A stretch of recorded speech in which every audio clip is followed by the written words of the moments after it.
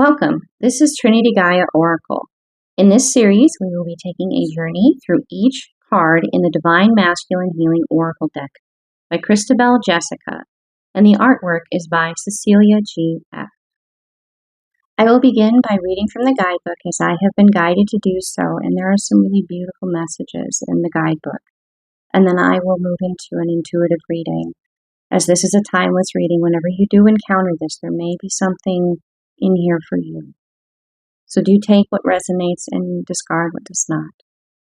I did have some microphone interference that was unusually present.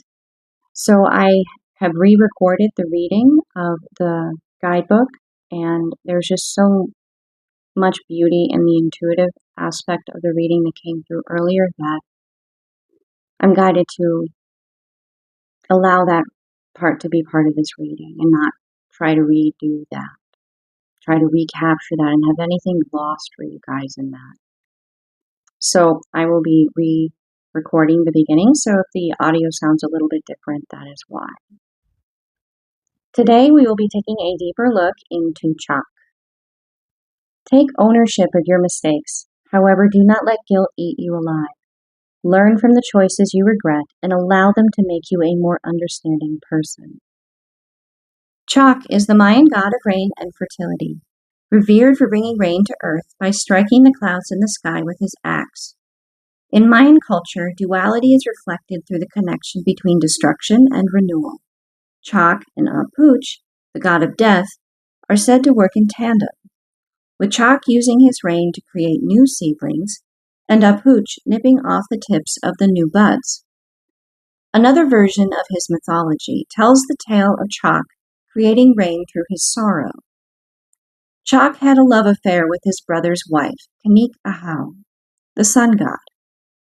Upon seeing the pain he caused his brother, Chalk felt deep regret and sorrow burning inside for his mistake.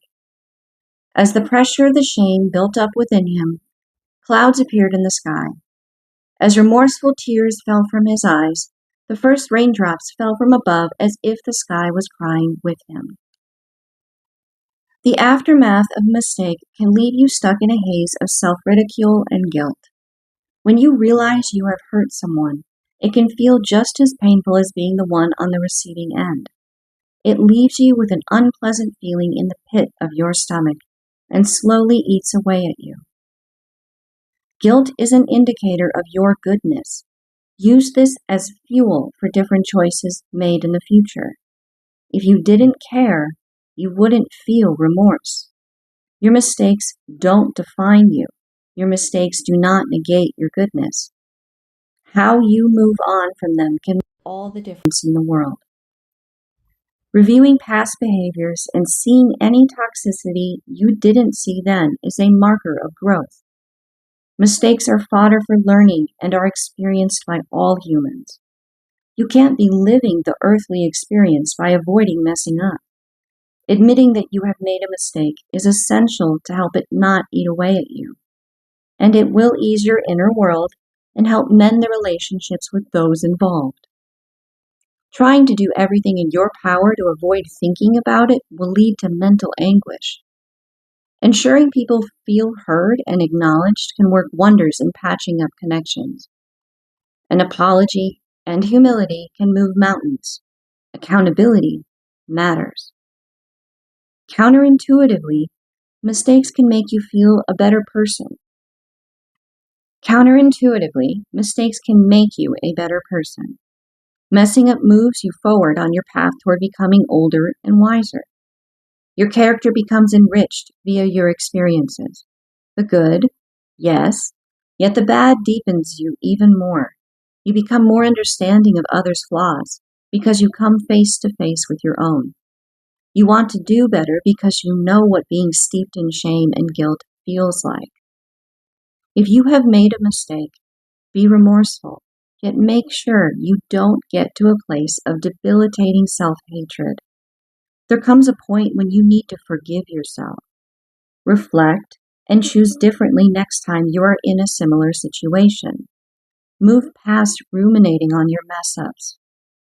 You have more life to live. moving into the intuitive reading of chakra, it is very apparent and obvious to me. It just jumps out at me how clearly that Chak recognizes that the only way to really move forward is to go within. And that is symbolized by his eyes being closed. He knows that the healing begins within him. The amends begins with an understanding what brought him to this point, what led him to these actions, these choices, how and why and where it all comes from. That part will come. The beginning is feeling the emotion of it, not running from himself. You can't run from yourself. You're always there with you. And what you resist persists. There is strength and wisdom in looking into yourself as to why this thing occurred. In the mythology, the betrayal was that of a brother, a family member, someone that will always be a part of his life, someone that always has been a part of his life. And there was a loyalty and a respect and a love, a care, freeness there between them that he is mourning the loss of that. And the beginning of healing that begins with what brought him to act in this way. And that takes a lot of courage to really sit with that. That there are tears rolling down his face. It speaks to me of strength. It has been rare in my life that I have observed a man that I know very closely and respect so incredibly. He very rarely did shed tears, but when he did, he wasn't ashamed of them. In that moment, he owned that he was hurting. He knew that his tears were being witnessed, and I had nothing but more respect for him for that, because he was just a person. He wasn't a man or a woman or his culture or anything. He was just someone who was mourning the loss of someone he loved. And he was not going to hide that with people he trusted, to witness that with him, going through that. It takes strength to look at something that you have done that has caused pain to someone that you care about and fully feel that emotion. That is the first step in moving beyond it. You have to feel it. Because then it becomes your friend. It becomes your companion. There's a Buddhist teaching about sitting down with your fears every day and having tea. Like it's a story, right? So this is a teacher for you about you. And to move through, to make amends, to heal, to not find yourself doing this again and being like, how did I find myself here again? You have to understand what motivated you, what influenced you from inside of you, your past. Maybe it's traumas from childhood. Maybe it's a hurt in a previous relationship that occurred more in your adult time. It could be anything that happened, and all of it as well. Being fully open to hearing yourself, that wounded part of you that brought you to this moment. Really sitting with that part of you and learning about yourself.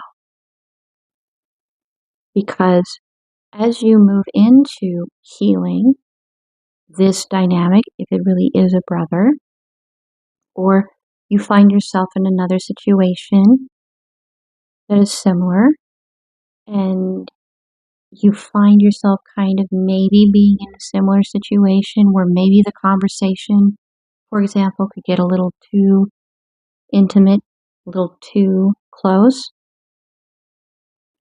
Because you've sat with yourself, you now recognize when that part of you that's wounded wants to speak. And then being a conscious individual, you can choose whether or not to empower that part of you to cross that line, or you could choose to hold that part of you back from speaking and having any kind of influence on the dynamic between you and this other person. And then you can sit with yourself afterwards and have that tea with that part of you and be like, why is that here? Why did that happen? Why did I feel that way? Why did I think those things? And then what I did do, how do I feel about that? How do I feel about what I did say? What I didn't say? You're assessing where you are. You're listening to yourself. And sometimes we have to parent a part of ourselves and say, no, you don't get to do that. You don't get to say those things. That's not fair to them. Or, I'm pretty sure that where things would go if I said that is not anywhere I want to go again. So it's learning all of you. So when you do find yourself in situations where you could repeat those same things again, those same patterns, you see the pattern repeating long before you're in it again. And you can consciously choose a path that will not lead you to hurting someone you care about. You could consciously choose a path that can lead to a strengthening versus a betrayal. Because truthfully, what Chak in that narrative, the beginning of the mythology, he really betrayed himself the most. He really betrayed himself the most. Yes, he betrayed his brother. Yes, he betrayed his brother's wife. But through his actions, he betrayed himself the most. So, how are you victimizing yourself? And I'm not saying victim mentality. How are you taking your own power away from yourself? How are you setting yourself up for failure? How are you, like these words are triggering, and that's why there's the closing of the eyes and the tears. How are you walking yourself into these situations unknowingly? And that's the word that's got it really hit home. Unknowingly. How can you know yourself better so you do not unknowingly betray yourself and hurt people around you you care for? You have to take time to know yourself.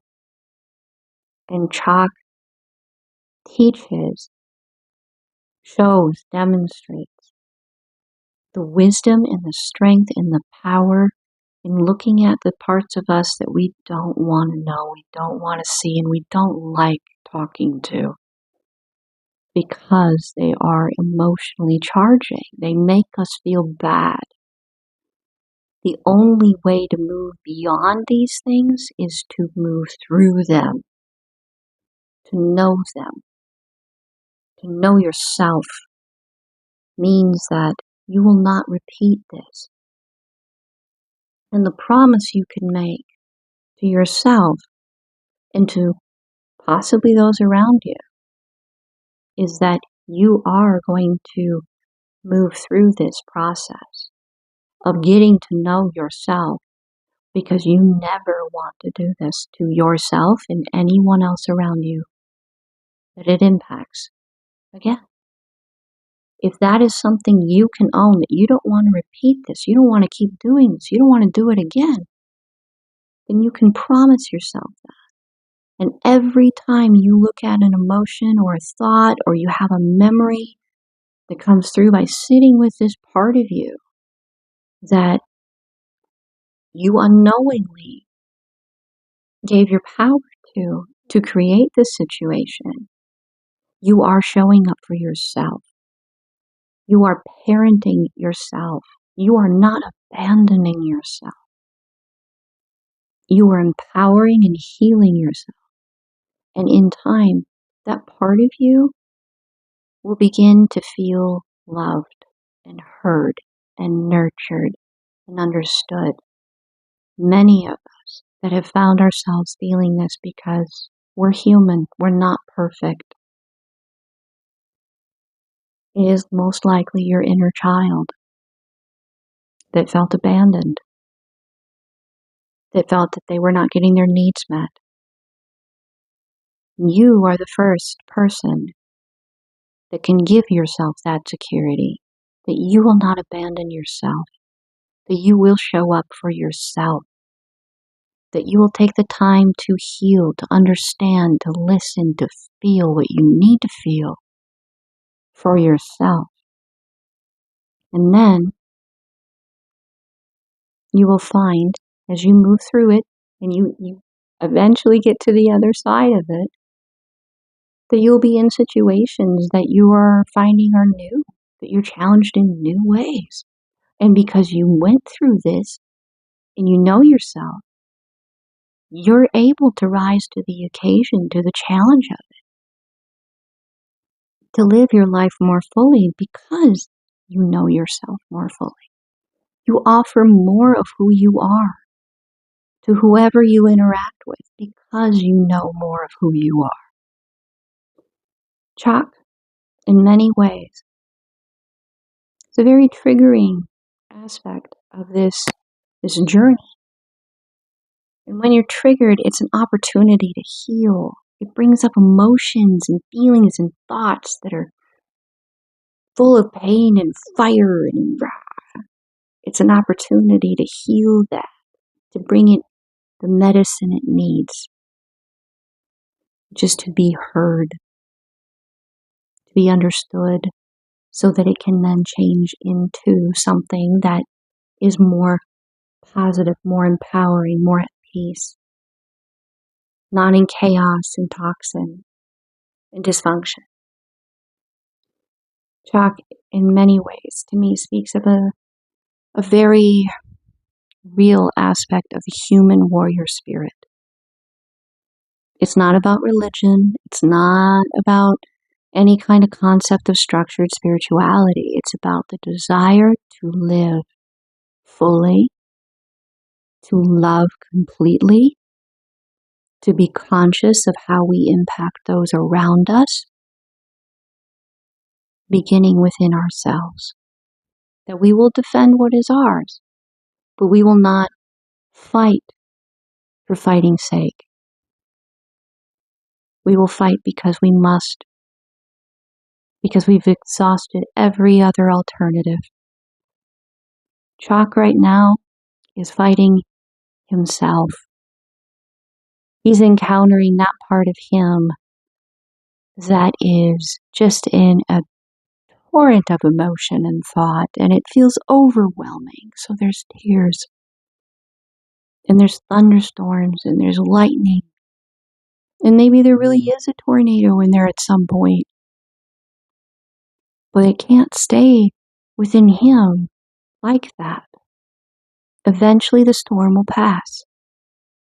And a saying that I have heard many times that has been passed on to me is, in the middle of the chaos, I would hear from someone I loved and trusted, "This too shall pass." As you move through this storm, this experience of all of this, and you get to understand that storm within you, eventually the rain will stop. All the moisture will be out of the air, and clouds will fade, and then the sun will come out, and you'll see all the beautiful raindrops on all the blades of grass, and you'll get to enjoy that fresh rain smell. And now you get to enjoy that sun. And, with what I do, the sun is the symbol of the greatest happiness you could experience, because so much of it is unknown. And because you just went through that storm, you don't fear that unknown so much. Yeah, you have a bit of anxiety because it's unknown. That's human. But because of the storm, you know what you're made of. You know who you are. And you can approach that unknown with the confidence that it's going to be worthwhile living it. It's going to be a good thing. That going through this challenge to learn who you are and what you're made of is the very thing that will allow you to be able to fully experience that sun. That you couldn't get to that point without going through the storm. Almost as though it is the teacher you needed to be able to show up for yourself so completely that you could live that sun. That could be the you get to be, that you get to know in this life. Because you didn't abandon yourself. You can rely on you to always show up for you, and thus everyone around you. The divine within me honors the divine within you. Namaste.